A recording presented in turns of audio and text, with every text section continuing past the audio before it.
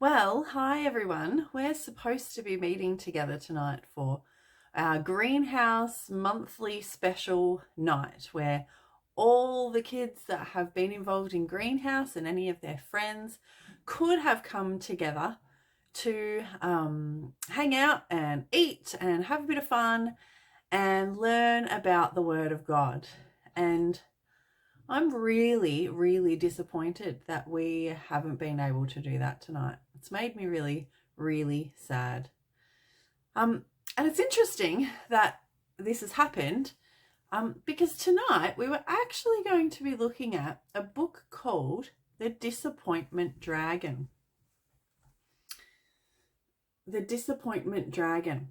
And we were going to be talking about how living during COVID has meant that there's been lots of roller coasters and lots of disappointments, really. I hear of lots of people that have planned birthday parties, or we're going to go on camp, or even just being able to go to school and see their friends. And this roller coaster of being able to go and then not being able to go it's really disappointing. So during the week, I read this book and I thought, I think this is really fitting. And it's even more fitting now that we've actually gone into lockdown and we can't meet tonight. So for the big kids, when we were going to be meeting, we were going to be doing this a little bit differently. So sit through the story and have a listen and have a think, because after we read this story, we're going to talk about how it relates to the Word of God.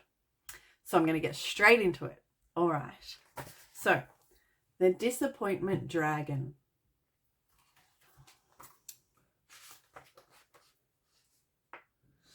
This is the Disappointment Dragon. Can you see? This isn't going to be very technologically advanced. I'm sorry. This is the Disappointment Dragon. Everybody knows him and no one likes him. He shows up when we have had our hopes and our dreams dashed and destroyed. The Disappointment Dragon would like us to choose to travel with him to his home in the Valley of Despair. He would like us to stay with him there for as long as possible. You see, our disappointments fuel his flight, and if we let him, he can fly us deep into his valley of sadness and regrets. You've probably heard this before, and I'm sure you'll hear it again. Life isn't fair. We don't always get what we need or what we deserve, and so everyone must learn how to manage the Disappointment Dragon. If we choose to let him take control of our emotions, he can make us feel sad and miserable for a very long time. The Disappointment Dragon loves children. He knows that little ones just don't know how to cope when things don't go their way. When disappointment strikes, they can scream and rage and stamp their feet. And this fills the Disappointment Dragon with glee. And sometimes he's able to get his fiery breath blowing, just like in the olden days. Here's someone kicking and screaming.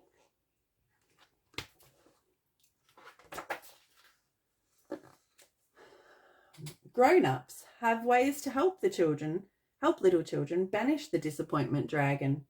They can hold them tight, rock them in the rocking chair, sing soothing songs and give them a back rub. Before too long, they have helped the child to leave the Disappointment Dragon and the Valley of Despair and move to the Mountain of Happiness, where the sun shines warm and bright again.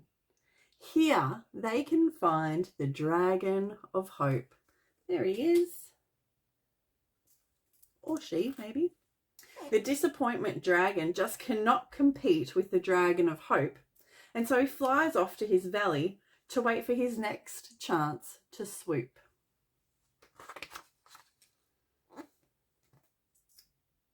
As children grow older, however, they're expected to learn how to deal with the Disappointment Dragon on their own, especially when other people are around.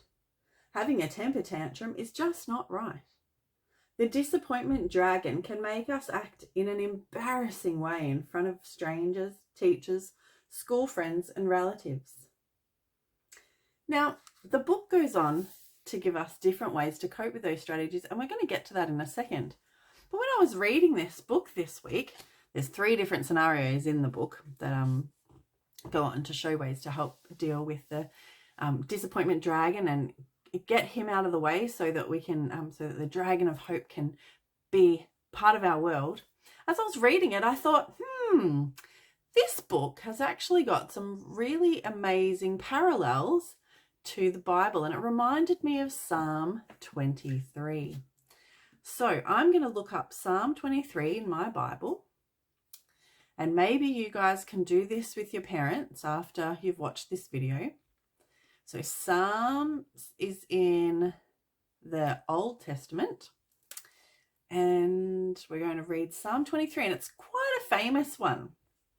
So I'm going to read this to you and see if there's anything in this psalm that reminds you of the story we've just read about the disappointment dragon. Here we go. The Lord is my shepherd, I shall not want. He makes me lie down in green pastures. He leads me beside quiet waters. He restores my soul. He guides me in paths of righteousness for his name's sake. Even though I might walk through the valley of the shadow of death, I will fear no evil, for you are with me.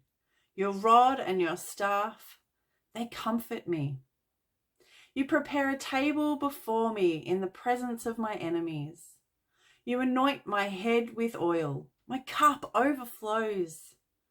Surely goodness and love will follow me all the days of my life, and I will dwell in the house of the Lord forever.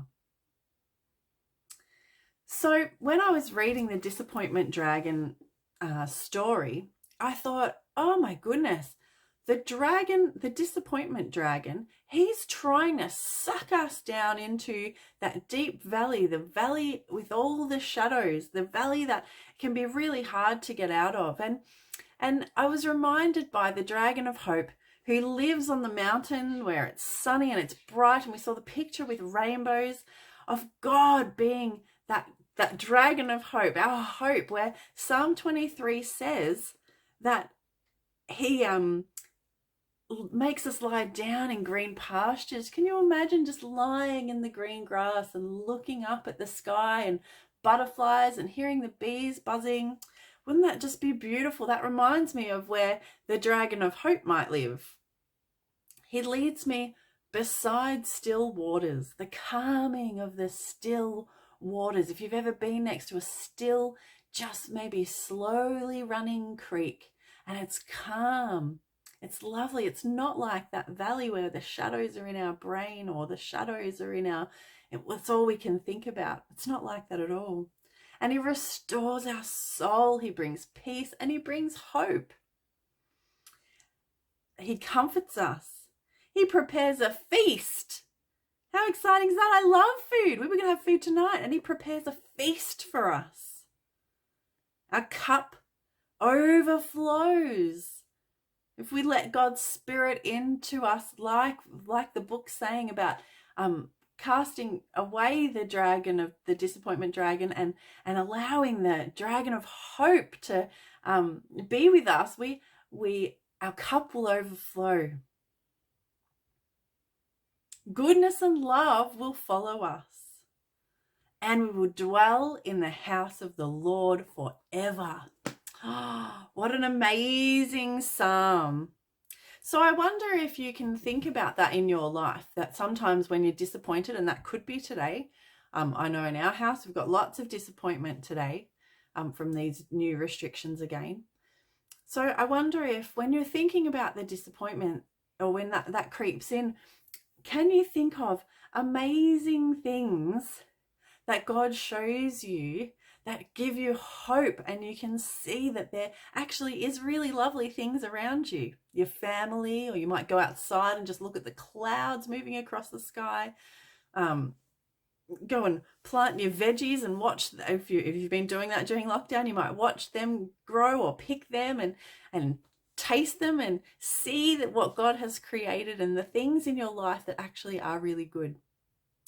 Now, one of the strategies in this book, one of the ways that this book talks about helping us to overcome this disappointment dragon is by doing something for someone else.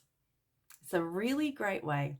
If we can think about someone else in our world that we know might be struggling and do something for them, it actually means that the disappointment dragon cannot take up residence in our mind, because we're replacing the disappointment with doing something good and something positive for someone else.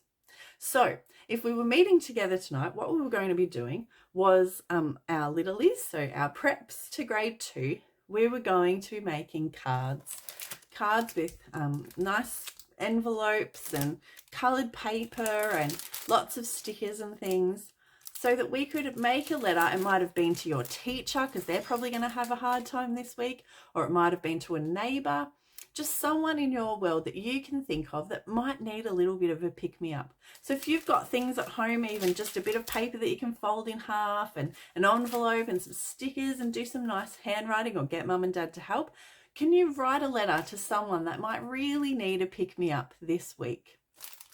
And for the bigger kids, we were going to be making some hampers.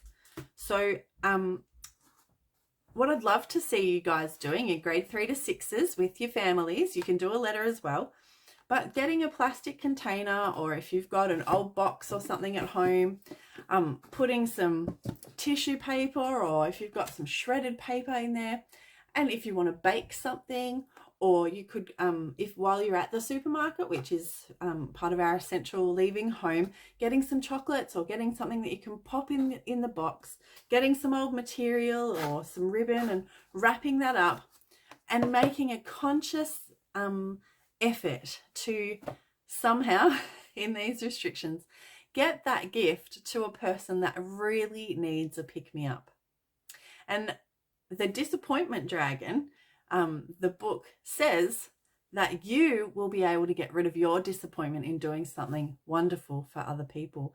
But the Bible also talks about that God is the way to remove our disappointment, to bring hope, to bring peace, to bring comfort, to bring joy into our life.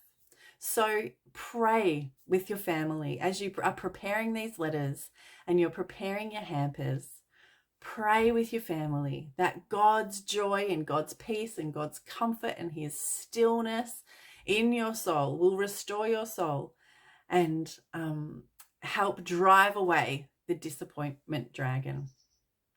God bless you guys. I'm really sad that I couldn't see you all tonight, but enjoy this time with your family and look for the things that God puts in your world that give you hope and joy. God bless you. See you later.